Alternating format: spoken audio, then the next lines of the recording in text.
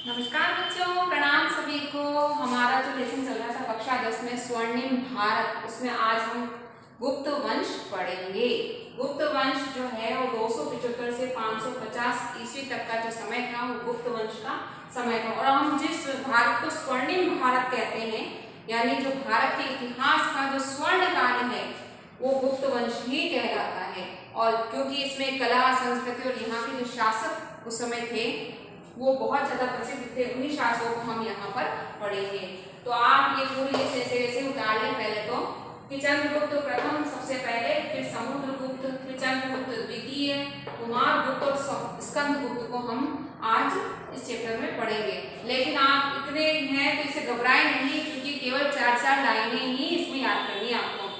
आपके सिलेबस में ज्यादा कुछ दिया गया नहीं है, केवल मुख्य रूप से 4 पंक्तियां दी गई है जिसे हम समझेंगे अच्छे से और याद करने में कोई दिक्कत नहीं है। चंद्रगुप्त, समुद्रगुप्त, चंद्रगुप्त द्वितीय, कुमार और स्कंद, ठीक है, इस तरह से हम इनको पढ़ेंगे। और आपके मन में ये भी विचार आ सकता है कि मौर्य वंश में भी हमने चंद्रगुप्त पढ़ा था। बिल्कुल पढ़ा था हमने।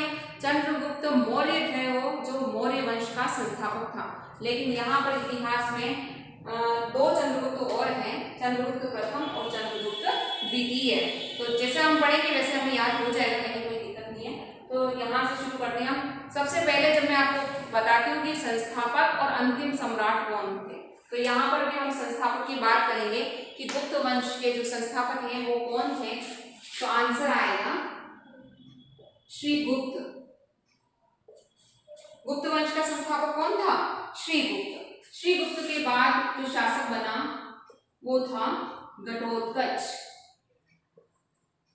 इसके बारे में ज्यादा कुछ नहीं है, लेकिन इन दोनों को महाराजा की उपाधि दी गई थी, यानी इन्होंने महाराजा की उपाधि जो है वो ग्रहण कर रखी थी, श्रीगुप्त और घटोत्कच।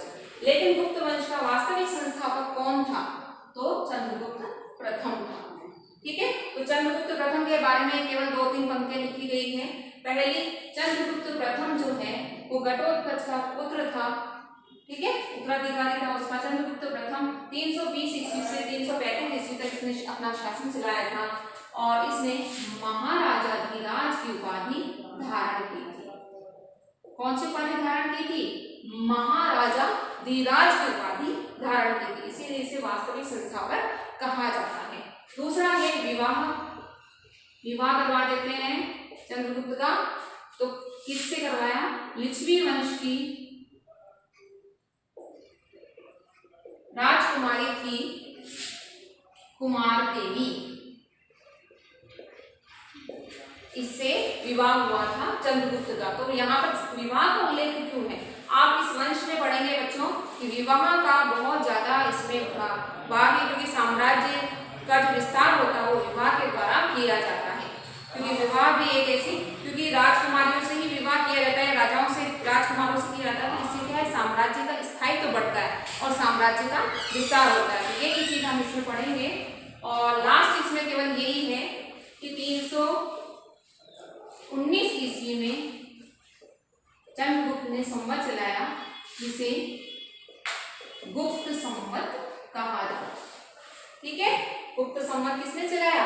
चंद्रगुप्त प्रथम ने चलाया। तो केवल ये 2-3 पंक्तियां हैं जो आपको याद करनी है। इसमें समुद्रगुप्त के बारे में पढ़ लेते हैं बच्चों। चंद्रगुप्त का पुत्र समुद्रगुप्त ही अब शासक बनेगा। समुद्रगुप्त के बारे में पूरे इतिहास में जो है वो इसने दिग्विजय की नीति अपनाई थी। दिग्विजय क्या होता है बच्चों? चारों दिशाओं को जीतने वाला दिग्विजय कहलाता है। इसने अपने साम्राज्य विस्तार की जो नीति अपनाई उसे दिग्विजय कहते हैं। दिग्विजय का मतलब उसने जो है वो गंगा यमुना का जो दोआब क्षेत्र है, पूर्वी हिमालय का क्षेत्र है, दक्कन यानी दक्षिण का क्षेत्र है, पूर्व विंध्य का क्षेत्र है और शक कुषाण का जो क्षेत्र है, इस तरह से उसने सारे जितने भी प्रदेश थे सारे जीत लिए। इस उपलक्ष्य में अब वो कौन सा यज्ञ करवाएगा बच्चों? अश्वमेध यज्ञ करवाएगा। तो अश्वमेध यज्ञ करवाया। तो ये कैसे पता चलता है? उसके सिक्कों पर अश्वमेध पराक्रम है लिखा मिलता है, तो हमें पता चलता है कि अश्वमेध यज्ञ करवाया था। दरबारी कवि हरिशेन ने, समुद्रगुप्त के दरबारी कवि हरिशेन ने इलाहाबाद प्रशस्ति इलाहाबाद प्रशस्ति जो इतिहास में बच्चों प्रयाग प्रशस्ति कहलाती है, इसे बनवाया और इसमें क्या मिलता है, समुद्रगुप्त की सैनिक उपलब्धियों का वर्णन हमें इलाहाबाद प्रशस्ति में मिलता है। तो ये तो हो गई साम्राज्य विस्तार की बात। उसके बाद समुद्रगुप्त का एक दूसरा पक्ष भी है बच्चों, समुद्रगुप्त जो है वो कविराज भी कहलाता है। क्यों? क्योंकि आपने लिखा हुआ है वीणा बजाते हुए उसकी मुद्रा सिक्कों पर मिलती है और वो विष्णु का भक्त था, अच्छा संगीतज्ञ था, उसे विभिन्न कलाएं आती थी, इसलिए उसे कविराज की उपाधि दी गई है। तो ये हो गया समुद्रगुप्त। ठीक है, कंप्लीट आपसे ज्यादा कुछ भी नहीं है। उसके बाद आते हैं हम चंद्रगुप्त द्वितीय पर।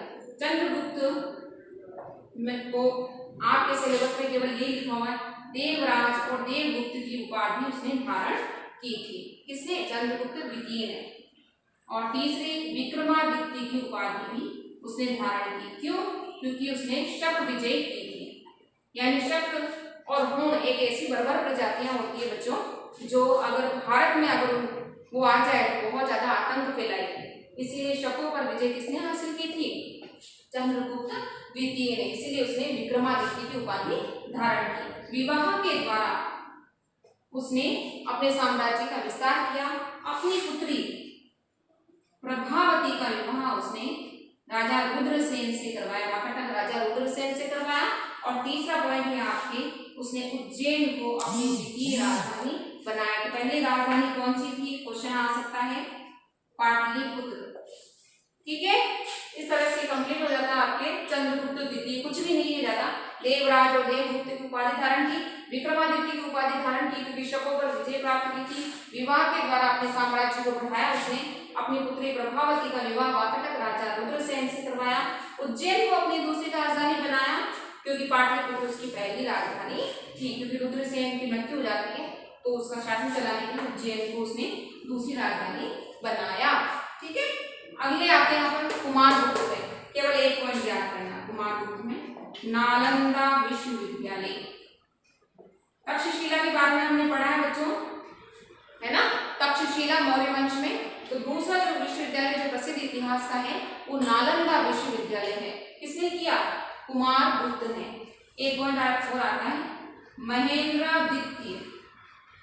जैसे विक्रमादित्य है, महेंद्रादित्य कौन सा शासक कहलाता है? कुमारगुप्त।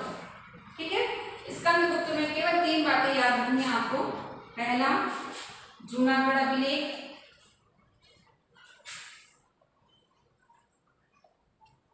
सुदर्शन झील। सुदर्शन झील उस समय बहुत प्रसिद्ध थी। इसका जीर्णोद्धार जो है वो स्कंदगुप्त ने करवाया था और जूनागढ़ अभिलेख में मिलता है इसका उल्लेख। और हूणों पर विजय स्कंदगुप्त ने की थी। ठीक है बच्चों, ये कंप्लीट हो गया आपके। और कहीं कोई दिक्कत हो तो आप दोबारा मुझसे पूछ सकते हैं, हम इसको वापस बना सकते हैं, कोई दिक्कत नहीं है। जितनी बार भी पढ़ेंगे बहुत अच्छे से समझ में आएगा। बहुत बहुत धन्यवाद बच्चों।